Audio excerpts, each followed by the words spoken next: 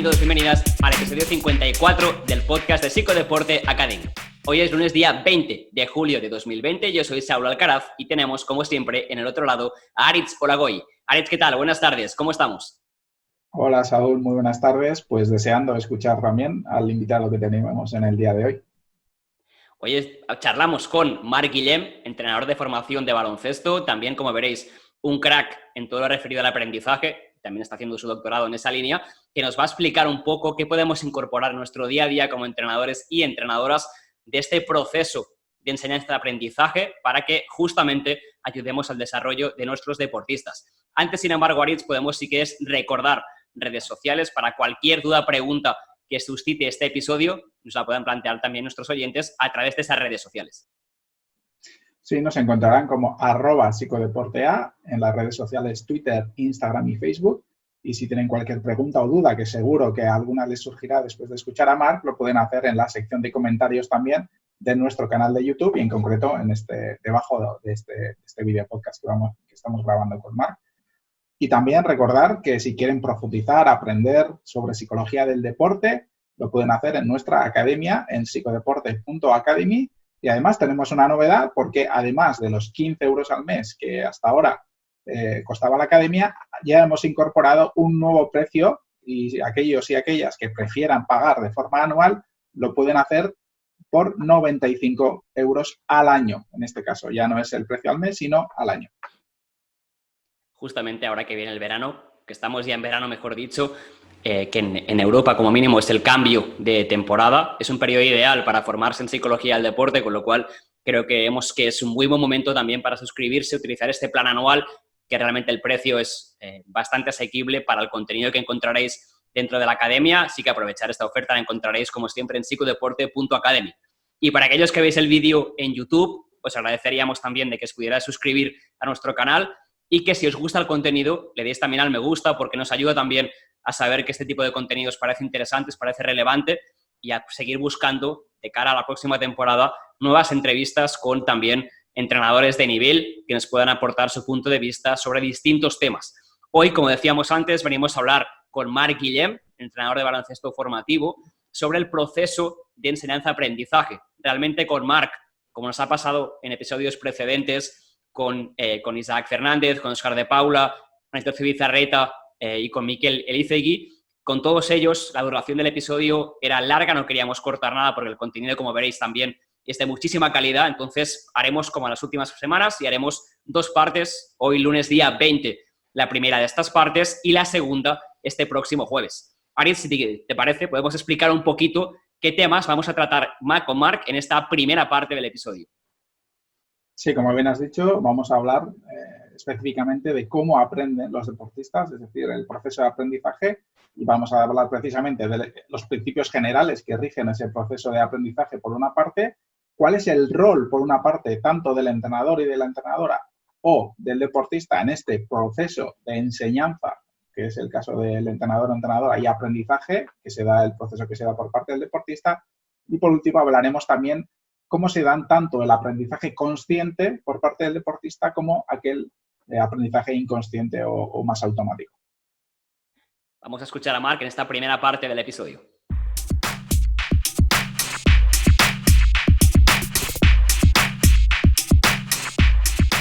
Estamos con Marc Guillem. Gracias por acompañarnos, Marc. Es un placer que estés en el podcast hoy con nosotros. Muchas gracias a vosotros. Creo que el placer aquí es, como se dice así, el placer es mutuo.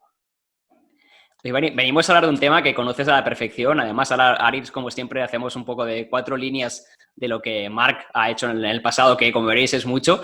De un tema que conoces a la perfección, como decía, que es el aprendizaje y cómo es transferir ese aprendizaje a situaciones reales de trabajo. Marc es entrenador de baloncesto desde hace muchísimos años, sobre todo en formación. Pero yo creo que lo que Marc nos va a explicar hoy, aunque los ejemplos que ponga a lo mejor sean más enfocados al baloncesto, va a ser transferible a cualquier otro deporte o en gran parte de lo que Marc nos pueda explicar. Yo creo que va a ser también interesante para entrenadores de cualquier otro deporte. Aritz, hacemos como siempre, empezamos con estas 4 líneas sobre Marc y luego ya entramos un poco más al lío. Sí, como bien has dicho, van a ser algo más de 4 líneas por la extensa experiencia de Marc. Marc Guillem, que ha sido entrenador de formación en la UE Mataró, CB Hospitalet y CB Sant Josep, Es formador en la Federación Catalana de Baloncesto, especialmente en el área de metodología. Es un crack del baloncesto de formación y es además profesor de didáctica de la educación física y del aprendizaje motor en la Universidad de Barcelona y es miembro del grupo de investigación Motricidad, Cognición, Infancia y Escuela dentro del área de educación física y aprendizaje motor de la Universidad de Barcelona y también, a su vez, ha agregado a la cátedra de Neuroeducación EduFirst de la Universidad de Barcelona. Todos los temas, como bien han escuchado nuestros oyentes, relacionados con el aprendizaje, con la didáctica, con el aprendizaje motor, de cómo se aprende de alguna forma, ¿no? Cómo se aprende los diferentes deportes. ¿Algo más, Marc, que quieras añadir, que nos hayamos dejado en ese currículo? Bueno, yo creo que lo más importante es que estoy en continuo proceso de aprendizaje, que para mí intentar estudiar sobre el aprendizaje implica cada día aprender un poco más, porque cuando más preguntas, más dudas tienes, ¿no? Uh-huh. Y yo creo que ese continuo aprender también saldrá hoy como tema propiamente, yo creo, ¿no? O sea, esa necesidad de estar actualizándose constantemente, de ir transfiriendo ese conocimiento también a los jugadores. Yo creo que esa información va a salir también. Empezamos, Marc, si te parece, con unas preguntas más de calentamiento para aquellas personas que nos escuchan, que no sepan, que no te conozcan, que no tengan el placer de conocerte, y luego ya nos metemos propiamente en el tema de aprendizaje. Como sabes, serán unas 10 o 12 preguntas y bueno, empezamos con la primera. Empezamos con un entrenador o entrenadora que te haya marcado, que sea referente para ti. Wow, es muy complicado porque yo he tenido la suerte de poder trabajar con muchos entrenadores muy buenos y especialmente yo durante muchos años, mientras a nivel laboral, a nivel profesional y a nivel personal intentaba compaginar siempre llevar un equipo y estar ayudando a otro entrenador porque tienes la necesidad un poco de ampliar tu punto de mira y cuando tú estás en un proceso de llevar un equipo, normalmente el trabajo llega a ser un poco obsesivo y te centras mucho en tu equipo y siempre tener otra perspectiva y acompañar a algún entrenador siempre ayuda mucho. Y he tenido la suerte de estar trabajando con grandes entrenadores que me han ayudado o he aprendido mucho en facetas comunicativas, entrenadores que son capaces de gestionar el grupo con muchísima calidad, entrenadores que son grandes planificadores de un proceso de aprendizaje, entrenadores con un gran dominio de la táctica, de la estrategia o entrenadores de grandes detalles a nivel técnico. Claro, a lo mejor los entrenadores que me han supuesto más reto, que a lo mejor sería la pregunta que me han supuesto más reto porque me han cambiado más el paradigma, podría hablar de entrenadores que me han mostrado un talento natural como puede ser un Alex Terés, que tiene la capacidad de reinventar los procesos de aprendizaje y de simplificar cosas muy, muy complicadas del baloncesto. Entrenadores que son capaces de ayudar y acompañar a los niños con un acompañamiento muy especial como puede ser Josep María Planas.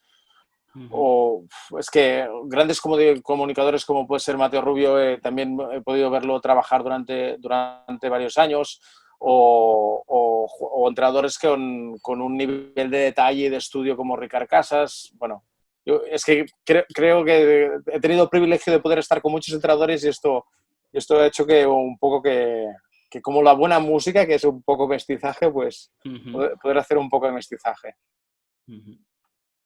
Has hablado de entrenadores que has tenido como referentes. Vamos a hablar de tus equipos y en concreto de qué norma consideras indispensable en tus equipos. Bueno, la norma indispensable es, entre comillas, el querer, porque muchas veces somos muy poco conscientes de que nosotros llegamos a conseguir las cosas si las queremos conseguir. Entonces, yo siempre con los equipos con los que he tenido el privilegio de trabajar, lo primero o mi primera obsesión era, a partir de las primeras sesiones, intentar generar un deseo de querer o un deseo de proyección de avance o una voluntad de intentar conseguir ciertos retos, una predisposición al reto. Y esto, cada uno en su edad y en su etapa diferente lo necesita, a su manera y adaptado a sus condiciones, pero todos necesitamos, y como entrenador también, necesitamos querer, desear y asumir todo el precio que tiene, porque el deporte tiene un precio que si no lo deseas mucho, es un precio muy caro, el proceso de mejora hasta poder competir a un nivel o llegar a las mejoras que tú te propones. Y en estos equipos, si tuvieran que definirte, digamos, en una sola palabra o en algunas palabras, tu tarea como entrenador, ¿qué crees que pensarían o qué crees que dirían? ¡Wow! ¡Wow! Bueno, yo creo que hay todos los equipos. Yo creo que he querido transmitir que la exigencia parte de uno mismo. Pero por un motivo muy simple, ¿eh? Porque está relacionado con lo primero. Y yo creo que después de hablar con jugadores que he tenido y al cabo de los años me han transmitido la sensación de estar en un ambiente exigente, pero un ambiente exigente donde al mismo momento había la sensación de un premio y que tenía un motivo esta exigencia. Pero es difícil, es la peor pregunta de todas, yo creo, ¿no? Creo que será la peor pregunta de todas porque esto es lo que me han comunicado otros. Muchos no me han comunicado nada. No sé si esto es bueno o no es bueno. Piensa que empezamos por esta porque luego ya todo es mucho más fácil. Pues te Claro, ponemos el nivel muy alto para empezar y luego ya vamos para abajo. Te pedimos 2 momentos, el mejor y el peor que has vivido como entrenador. Dentro de las múltiples experiencias y vivencias que uno tiene como entrenador, ¿con cuál te quedas como el mejor momento y con cuál como el peor? ¡Wow! Mirad, hay un momento, pero ya hace bastantes años, que fue un momento complicado y que lo recuerdo como un momento muy complejo. Llevaba un infantil, niños de 14 años, que competíamos para estar, bueno, aquí en Cataluña y había la primera fase, pasábamos a la segunda fase y estábamos compitiendo para el máximo nivel. Recuerdo que trabajaron durísimo y estaban era un grupo súper involucrado y que estaba mejorando muchísimo y que por un triple empate, por average, no pasamos. Yo recuerdo pasar una semana malísima, no por no pasar, sino porque yo tuve la sensación de que es un momento en el que yo tuve la sensación de que los jugadores habían hecho una apuesta muy fuerte para la propuesta. Entonces, cuando tú ves los jugadores que están muy involucrados, después, con el tiempo, yo he tenido la suerte de entrenar a alguno de estos chicos en senior. Tuve la suerte de volverlos a entrenar y hablamos de esta situación. Y toda la segunda parte de que no estuvimos en la primera división, estuvimos en la segunda división, recuerdo que ganamos todos los partidos de mucho, pero lo importante, lo que recordaban, y aquí es donde me tranquilicé de que yo tenía un pequeño trauma en esa temporada, es que me dijeron que para ellos había valido la pena este esfuerzo aún porque habían aprendido incluso no pasando a la máxima categoría. Yo recuerdo que este fue un momento muy duro y que me costó mucho tiempo entenderlo.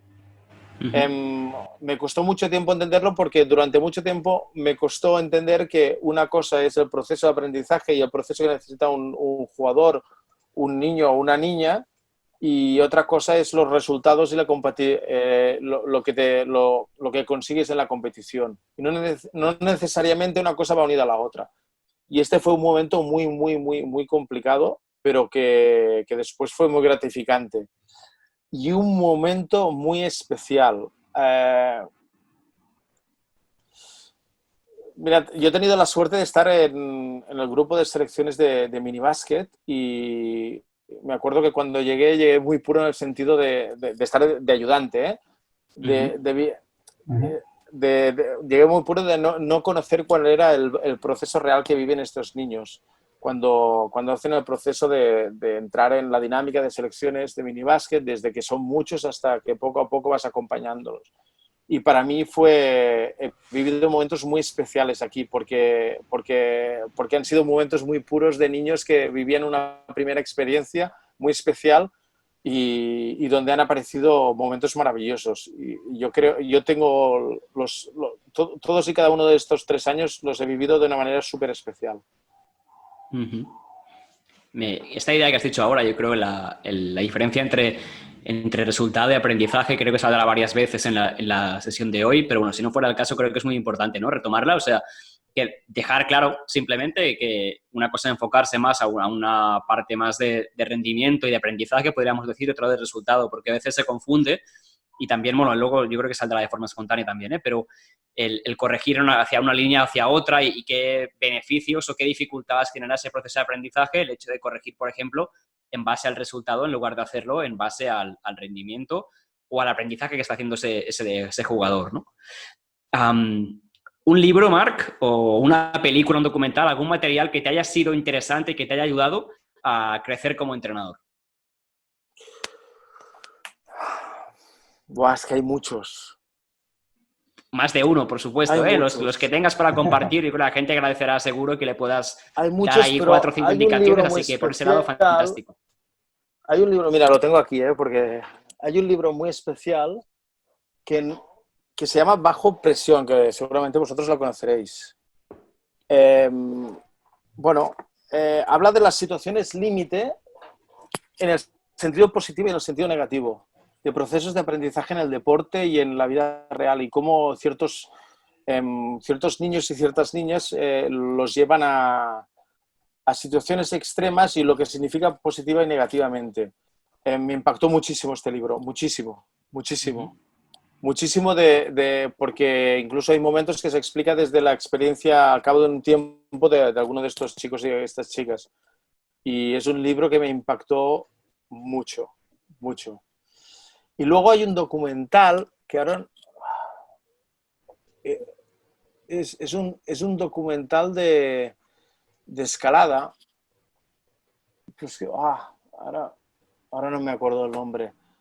Pero también explicaba el proceso, desde el proceso de preparación hasta bueno, era una situación de rescate y cómo todo el mundo se involucró en ese proceso de rescate de un alpinista. El de Ochoa. Sí. Ochoa de Olza. Sí, pero no me acuerdo el nombre, tenía un nombre, pero es muy impresionante porque bueno, cómo se moviliza y los motivos que explican cada uno de los alpinistas para movilizarse y para ir a salvar, incluso sabiendo que era una situación que podían dar la vida. A mí me impactó muchísimo este reportaje. Lo que haremos, Arit, si te parece, es dejar también los links por abajo, ¿no? Sí. Dejar los links tanto del documental como del libro que Mar nos decía, para aquellos que queráis saber un poquito más, pues que tengáis el link directamente y podáis acceder a lo que Mar nos contaba ahora. Hay un informe Robinson, no sé si te refieres a ese informe Robinson. También aparte, hay un luego informe, había un documental, ¿no? Sí, creo que era el informe Robinson, puede ser, sí. Creo que sí.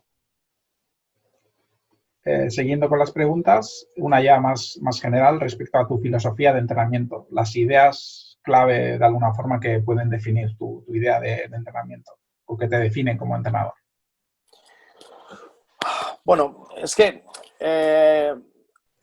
para mí eso es muy pervertido hablar de que hay una filosofía de entrenamiento. Sí que es verdad que hay unos principios, o para mí hay una serie de principios, que es el deporte tiene el privilegio de llevarte a una situación en la que todo pasa a gran nivel, incluso pasa revolucionado.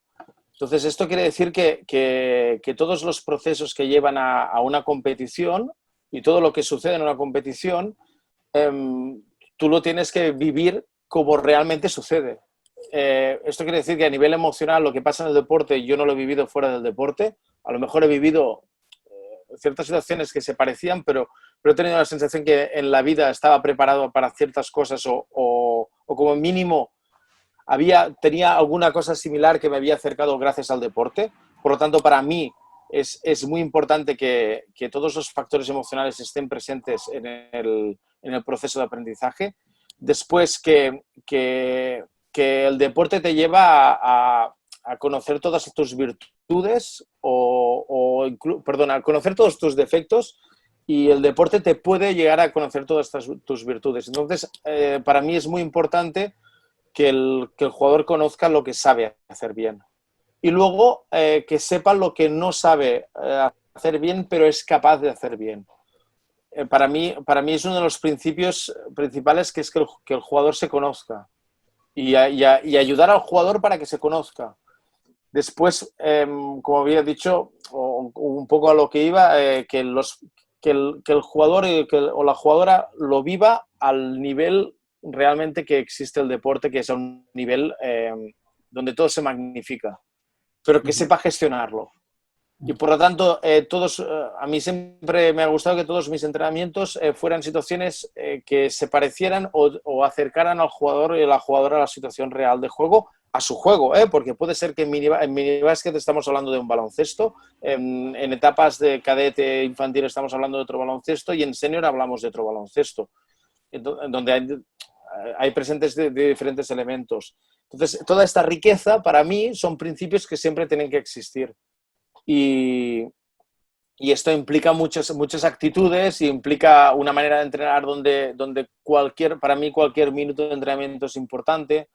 Para mí el reto diario es importante, el reto personal y el reto colectivo.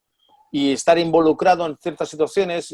A mí siempre me ha gustado hablar de una balanza entre los requerimientos que te hace tu equipo y los requerimientos que te haces tú, ¿no? Lo que te exige tú del equipo, lo que te exige el deporte y lo que te exiges tú. Entonces es un triángulo maravilloso de muy difícil equilibrio, y también en todas las sesiones de entrenamiento y los procesos de un equipo me ha gustado que todo esto esté presente. Has comentado en esta explicación algunas variables psicológicas, por ejemplo, la gestión de emociones, la gestión de la presión externa, por ejemplo.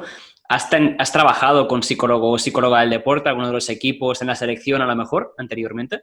¿Y qué tal? Si es que sí, ¿qué tal la experiencia con este colectivo? Con nosotros, vaya, al final. Bueno, creo que yo aquí tengo que ser muy humilde, porque es que a mí hay personas que me han ayudado, y hay psicólogos que me han ayudado a poner nombre a cosas que absolutamente desconocía, pero es que me han dado 1000 recursos, y tengo que asumir que que cada vez que hablo con algún psicólogo del deporte me doy cuenta de que es una faceta en la que los entrenadores necesitamos una formación inmensa, y que vaya en equilibrio de la cantidad de cosas que nosotros nos formamos, tanto a nivel metodológico como a nivel técnico, táctico. Entonces, y creo que es la gran dificultad cuando se trabaja con aspectos psicológicos. La gestión educativa o la gestión de formación de un grupo o de un individuo, de una persona, yo creo que es la magia de nuestra tarea como entrenadores. Y esto requiere yo creo que el papel de un psicólogo sería muy importante en los clubes de formación.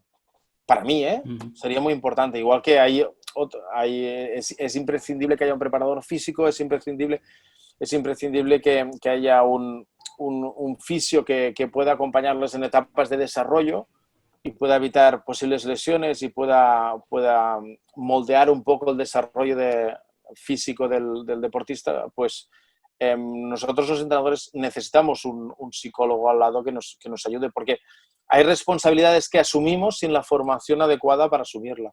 Y esto lo tenemos que reconocer, los entrenadores. Lo tenemos que reconocer. Y yo soy el primero que reconozco que yo he hecho, y lo digo sin ningún problema, he hecho barbaridades luego después de hablar, en el sentido de que hay límites muy, muy finos que pasar, que son difíciles de no pasar, y aparte que es muy difícil atender a que cada persona es un mundo absolutamente diferente, y que un recurso que te ha funcionado con un niño o una niña no funcionará con otro niño o otra niña, porque es una realidad absolutamente diferente. Entonces, yo creo que aquí tenemos, y yo personalmente, en este sentido no quiero decir que obligar a la gente que se tenga que formar en este aspecto, simplemente decir que yo sí creo que es un aspecto en el que tengo que mejorar, y mucho. Ujú. Sí, al hilo de lo que has comentado, yo creo que hay mucho trabajo por hacer en cuanto a las sinergias y a las relaciones entre los diferentes profesionales que se ocupan de los diferentes ámbitos. Porque desde Psicodeporte Academy siempre reivindicamos la necesidad del trabajo en equipo de los diferentes profesionales para precisamente colaborar, ayudar al entrenador o la entrenadora a unir los diferentes facetas, las diferentes áreas tanto del rendimiento deportivo del jugador como del bienestar de ese jugador, esa jugadora. Porque en muchas ocasiones yo creo que se piensa en la figura del psicólogo deportivo ya para mejorar únicamente el rendimiento, ¿no? Y muchas veces ya se piensa en categorías superiores o ya en profesionales o en gente ya que está madurativamente ya desarrollada. Pero precisamente en muchas ocasiones donde más necesario se hace es en las categorías formativas, donde, bueno, se puede jugar un papel importante a la hora de ayudar al jugador o a la jugadora en su desarrollo integral, en definitiva. Sí, es que Yo al final yo... Ay, perdona. No, no, de Marc, perdona. No, al final lo único que iba a comentar es, al final es la incidencia que tú creas que tendrás. O el proceso, perdona, está mal planteado. El proceso que tú crees que tendrá ese niño o esa niña. Si tú crees en un proceso a corto plazo, hacen falta pocos. A ver, para subir un monte pequeño, hacen falta pocos víveres. A lo mejor con 4 nueces para comer a medio camino ya tienes suficiente. Si tú piensas en una montaña más alta o que necesitas 2 días, 3 días, 4 días, necesitas más recursos. Y necesitas más víveres, necesitas una tienda de campaña, necesitas para dormir, para habituallamiento. Entonces, si tú te planteas el proceso a medio o largo plazo, te das cuenta que necesitas más recursos especializados. Y entonces es cuando el papel de un único entrenador no tiene... O sea, tiene sentido el conjunto. Si yo solo pienso en desde ahora hasta el mes que viene, pues mira, creo que lo puedo asumir. Haré lo que sea para asumirlo. Pero si yo pienso en este jugador, ¿qué es lo que hará los siguientes 3, 4 años? Pues necesariamente yo tengo que plantearme tantos aspectos que afectan a este jugador que necesito que un preparador físico sepa trabajar con él. Necesito que un fisio sepa acompañarlo. Necesito que un psicólogo esté al lado. Incluso a lo mejor necesito un tutor. Aparte, y a lo mejor necesito que un entrenador ayudante sea de unas características determinadas para que le pueda dar unos recursos técnicos que yo no le puedo dar. Entonces, para mí es en qué perspectiva miras las cosas. Si las miras a corto plazo, y el problema es que la formación muchas veces miramos a corto plazo. Si miramos a largo plazo, es cuando ves que los clubs incluyen muchos recursos diferentes. En esta línea, de hecho, con Óscar de Paula hablamos también del largo plazo, ¿no? Que una idea que también salió con Óscar es justamente esa idea de plantearse el largo plazo. Tú lo decías, Marc, en varias temporadas, con Óscar hablamos más en el largo plazo dentro de la propia temporada, pero creo que son ambas ideas complementarias, ¿no? Porque al final no soy cortoplacista en ninguno de los sentidos, ni dentro de la propia temporada, ni tampoco a nivel de una única temporada, en lugar de pensar más en la categoría o en el desarrollo global del jugador. Volviendo a lo que decías tú antes, Aritz, también coincido contigo. Bueno, Aritz y Mar, los dos habéis comentado, yo creo que también nos falta ahí un punto de autocrítica a los psicólogos probablemente, ¿no? Ese trabajo de integración del que hablabais tanto Mar como Aritz, que coincido plenamente con vosotros, es también a veces una falta... también debemos sumarnos nosotros como psicólogos, que a veces decimos que no se nos tiene en cuenta, pero también es tarea nuestra el hecho de ser capaces de integrarnos más en este contexto, y a veces también, por sumarme a la autocrítica que decías tú antes, Marc, también es tarea nuestra el hecho de ser capaces de pues entender, en este caso el baloncesto o el otro deporte, y sumarnos más también a compartir ideas con fisio, con entrenador, con preparadora física, y conseguir esa unión que decías tú ahora, Marc, de que al final va de todo el mundo hacia la misma línea y pensando en el largo plazo del desarrollo del jugador. Podemos pasar, si os parece bien, a hablar ya de aprendizaje como tal. Haremos un primer bloque de preguntas genéricas sobre aprendizaje para que nos puedas compartir, Marc, un poco tus ideas en ese sentido, y luego ya sí que iremos también buscando un poco el detalle en algunos aspectos más concretos. Te vamos a lanzar una primera pregunta muy compleja, pero que creemos que vas a poder contestar, esperemos, de una forma más o menos breve, que es cómo aprende un jugador o una jugadora, un deportista, cómo se aprende en el deporte. Sabemos que nos puedes explicar la tesis doctoral tuya prácticamente, pero a grandes rasgos, este proceso de aprendizaje, ¿cómo se llevaría a cabo? Pero tú lo has dicho, es una pregunta muy compleja, ¿eh? Totalmente. Es una pregunta compleja por un motivo muy simple, porque durante muchos años nos hemos planteado cómo enseñamos y nos hemos focalizado en cómo enseñamos y hemos progresado en principios didácticos sobre cómo enseñamos, pero porque nos es muy difícil saber o ahora empezamos a saber con el niño qué proceso sigue durante el aprendizaje, pero es que sabemos muy poco. Pero aparte de saber muy poco, cada niño o niña puede seguir unos principios básicos, comunes, pero hay unos principios individuales que que afectan personalmente a cada uno de los jugadores y de las jugadoras. Por lo tanto, aprender hablar del aprendizaje es muy complejo y simplificarlo. Esto lo tengo que decir, lo siento, porque si no se hacen, con perdón, yo digo tweets, ¿sí? Se hacen anunciados de tweets y de estos anunciados sacamos conclusiones que luego partimos de la conclusión y no es cierto. Pero yo creo que en el deporte hemos cometido ciertos errores, como es pensar que el aprendizaje solo era instrumental, por ejemplo, o el aprendizaje solo era conceptual, o el aprendizaje solo era emocional, o el aprendizaje era común a todos. Hemos cometido ciertos errores porque no nos hemos dado cuenta de que cuando hablamos de aprendizaje estamos hablando de un proceso donde intervienen muchos factores.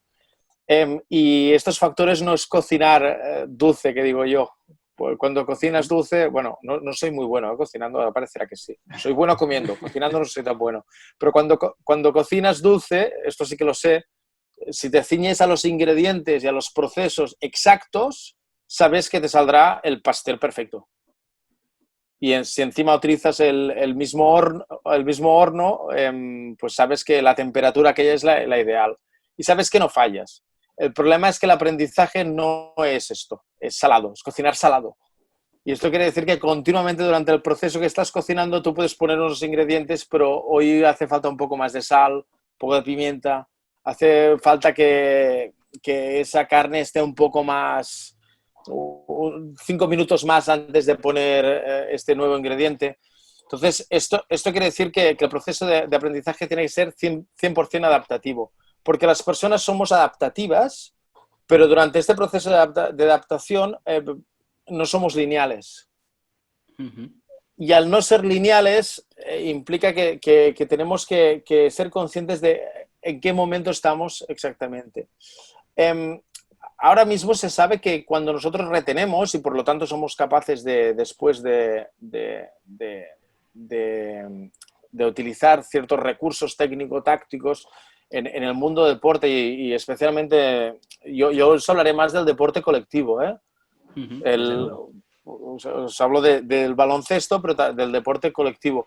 Estos procesos de aprendizaje son muchos subprocesos diferentes.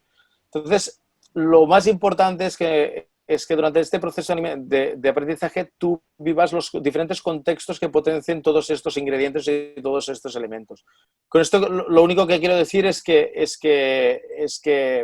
cuando yo aprendo un fundamento, por ejemplo, técnico, nosotros durante muchos años nos hemos pensado que aprender un fundamento técnico era simplemente, y perdón por la palabra simplemente, pero era repetir un fundamento técnico hasta tener un dominio sin que luego lo pudiese ejecutar con una sensación de no conciencia.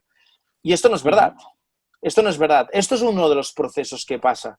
Pero para poder aplicar de una forma efectiva un fundamento técnico dentro de un contexto de juego abierto como puede ser el baloncesto, pues hacen falta muchos más procesos.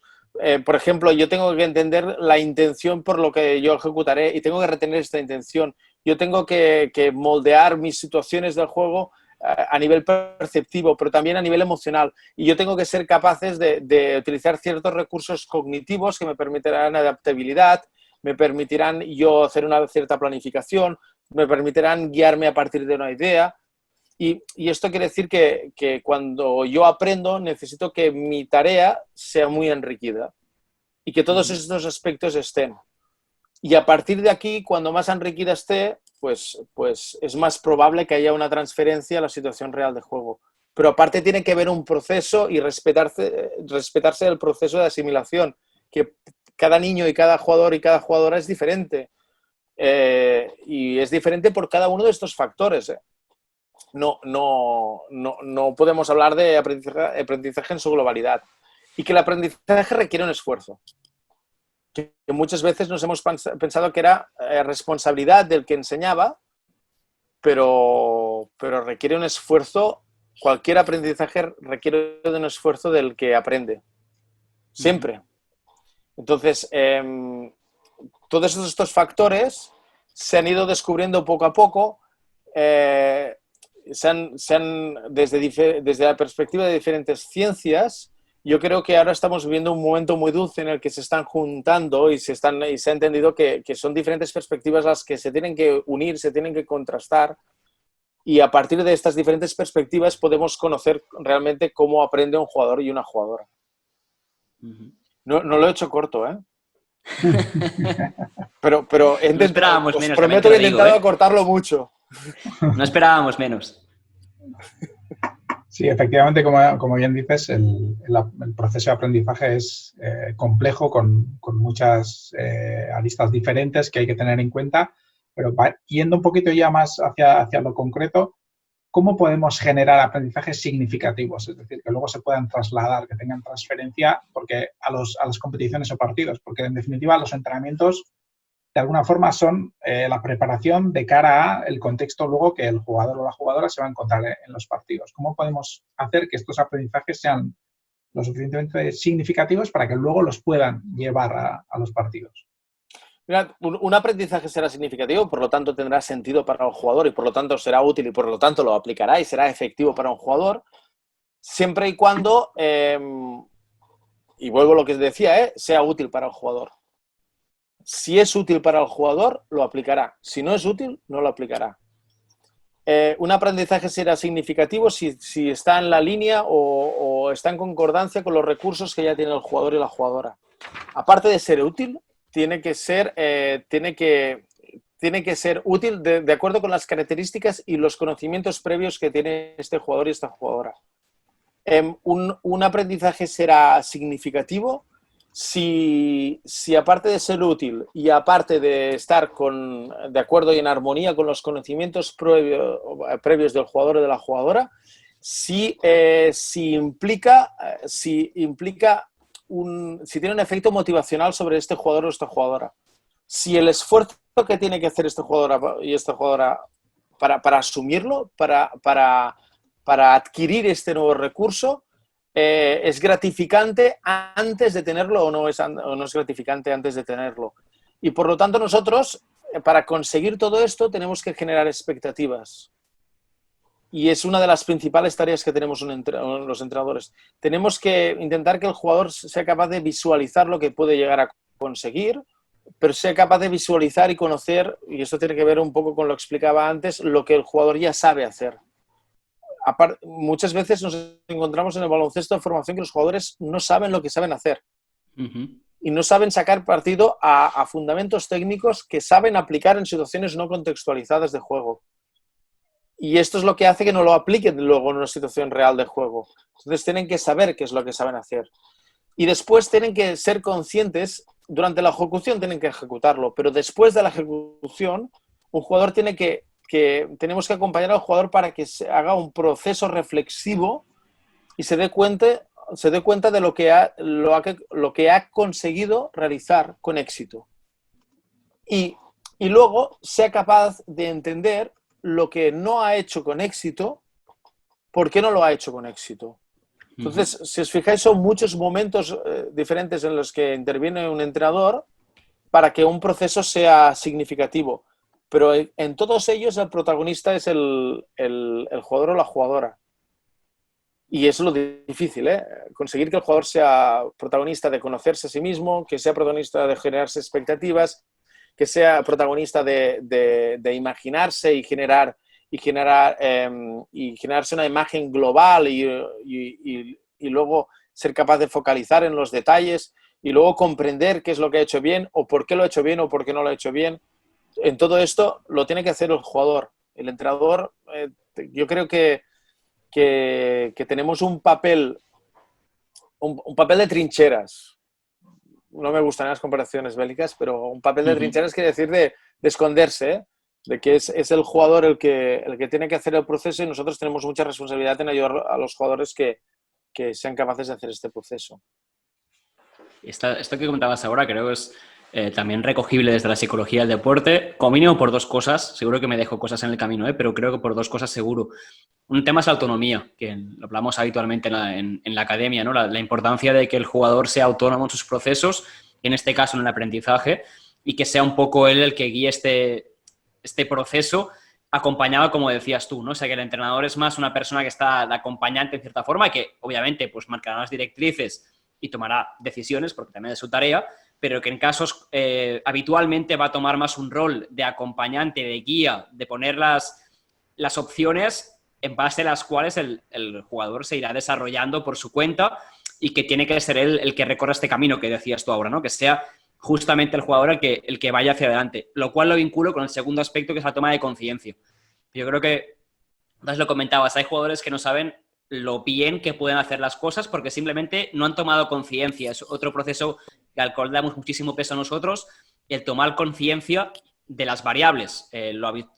Habitualmente lo generamos más a procesos emocionales probablemente, pero en este caso que tú comentabas ahora, si yo no sé, por ejemplo, dónde está el aspecto que debo mejorar o ya no sé qué estoy haciendo bien, va a ser muy complicado que pueda refinar un gesto técnico o que pueda aplicarlo después, como tú decías antes, ¿no? Y tú decías las trincheras, y tampoco me gustan mucho las comparaciones bélicas. Perdón, yo diría, no sé, generador de toma de conciencia probablemente, ¿no? O sea, de una persona que está allí haciendo las preguntas idóneas, como decías tú ahora, para que el jugador diga, mira, esto, lo otro, vale, vinculas por aquí, por allá, esto ya lo sé hacer, lo aplico en esta situación, ¿no? Pero que sea un poco el que lleva a cabo este esfuerzo sea el jugador. Has comentado, sí, Marc, la diferencia... Sí, perdona, dime. No. Y tenemos que saber que hay procesos, durante el proceso de aprendizaje hay procesos conscientes y procesos no conscientes, pero todos requieren una implicación de la persona. Hay un estudio brutal que compara la asimilación y a partir de resonancia magnética intenta ver cuál es el proceso cognitivo real que hace a partir de la repetición el aprendizaje de un fundamento técnico y compara el del hockey y compara el del golf, un swing de golf o como se llame, compara un recurso técnico de baloncesto, un recurso técnico de fútbol y creo que es uno de handball. Y es súper curioso cómo se ve la importancia de que en las primeras fases del aprendizaje los requerimientos cognitivos están integrados, tanto el de la ejecución de la tarea, de este fundamento técnico, como los requerimientos cognitivos que tienen que ver con la atención, por ejemplo. Esto significa que es muy importante que haya atención y que a nivel consciente esté implicado en el aprendizaje el niño o la niña. Pero a medida que va pasando a ser un experto de este fundamento técnico, estos requerimientos cognitivos se desplazan de zonas más conscientes, con requerimiento, por ejemplo, de la atención, a zonas menos conscientes. Y esto quiere decir que este proceso sigue, pero sigue mientras se está ejecutando y sigue cuando no se está ejecutando. Este estudio es fantástico porque te explica la importancia de luego seguir practicando lo importante que es para asimilar este fundamento técnico, porque de forma no consciente lo estás asimilando. Pero es que además, al final hace una explicación brutal cuando te explica que dice, bueno, pero es que hay una última fase donde es muy importante que al mismo tiempo que está ejecutando esto, los requerimientos atencionales estén destinados a otros aspectos que tengan que ver con el fundamento, ¿eh? No se trata de distraerlos. Se trata de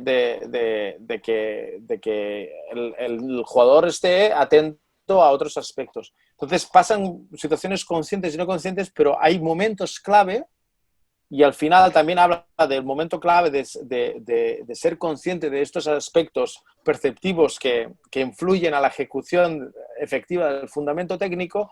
Dice la importancia de en ciertas fases, en un sentido o en otro sentido, de que el jugador sea consciente de lo que está ejecutando o por qué lo está ejecutando o en qué contexto del juego lo está ejecutando. Hablabas ahora de un tema que es, yo creo que estamos en un nivel bastante avanzado, pero creo que también se nos escucha algún oyente que a lo mejor sepa, que no tenga tanta experiencia. Creo que es interesante. Una veces, dos términos que a veces se confunden bastante, ¿no? Que son aprendizaje y ejecución. Si nos puedes hablar un poquito más sobre esto, Marc, porque yo creo que a veces el entrenador que, por ejemplo, está empezando a lo mejor y dice, bueno, mi deportista ya está haciendo esto, pues ya ha aprendido automáticamente, ¿no? Y justamente no va por ahí el tema, sino que son procesos diferentes. Si nos puedes hablar un poquito más sobre esto para aquel que a lo mejor está empezando, creo que va también de ser de mucha ayuda. Sí, es una diferencia que es clave en aprendizaje motor, porque es una diferencia que lo que te delimita es si tú has asimilado este aprendizaje o no lo has asimilado. La capacidad de ejecución no necesariamente lleva a la capacidad de retención, pero sí que para capacidad de retención yo tengo que tener una capacidad, tengo que ser capaz de ejecutarlo de forma efectiva el fundamento técnico. Dicho de otra manera, porque para decirlo muy claro, nosotros estamos obligados a ejecutar un gesto técnico. Tenemos que repetir un gesto técnico para ser capaces de asimilarlo, pero asimilarlo no significa, repetirlo solo no significa que nosotros tengamos disponibilidad de este gesto técnico. Y esto es lo que lleva al difícil equilibrio y que depende del deporte, vaya más en un sentido o en otro sentido, la necesidad de la adaptación, de la variabilidad. El aprendizaje, y sobre todo en un deporte como es el baloncesto, necesita de mucha repetición para asimilar, pero necesita de mucha variabilidad para tener disponibilidad de este gesto técnico, para retenerlo, para aprenderlo.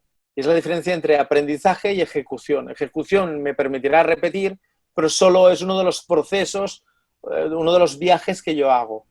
Entonces, por eso nosotros hacemos ejercicios en momentos que buscamos mucha repetición. Pasamos por otros ejercicios en los que buscamos mucha repetición, pero que esta repetición tenga una adaptabilidad a diferentes circunstancias, y al final pasamos a unas situaciones de mucha adaptabilidad, que a lo mejor no se repite el mismo fundamento técnico, aunque hay estudios que demuestran que el problema es el concepto que nosotros tenemos de fundamento técnico, que no es su globalidad lo que se repite, son momentos claves los que se repite. Entonces, y estos momentos claves sí que se repiten, y se repiten de forma muy efectiva, pero la adaptabilidad del gesto técnico se consigue a partir de variabilidad, y por eso hacemos ejercicios de 1 contra 1 en 1000 situaciones diferentes, donde intentamos que el jugador aplique un recurso técnico, y el jugador lo adapta a sus capacidades, a sus situaciones, a la situación del juego. Y es cuando el jugador es capaz de adaptarlo, que curiosamente es cuando lo vemos en una situación real de juego, que entonces podemos detectar y podemos decir, ya lo sabe hacer. Hay una etapa espectacular, que es la etapa infantil. En la etapa infantil, voy a ser muy vulgar, pero pasa una cosa que es tú te pasas meses trabajando ciertos aspectos y ves que no, y que siguen jugando como minibásquet. Y llega un momento y dices, mira, tú, ya está. Pues si somos minis, ¿sí? Y al cabo de un mes, o al cabo de un mes y medio, el equipo cambia y pasa a jugar como tú estabas trabajando. Y dices, uy, ¿qué ha pasado ahora? Pues que el proceso de aprendizaje necesitaba este tiempo y el proceso de aprendizaje necesitaba de este proceso. Entonces, ¿por qué? Pues porque si solo era la repetición lo que me tenía que llevar a retener, pues yo necesitaba esa repetición. Pero necesitaba trabajar en muchas situaciones de juego y a veces situaciones que no parecen en el mismo contexto para que el jugador ya tenga como propio este fundamento o este recurso técnico.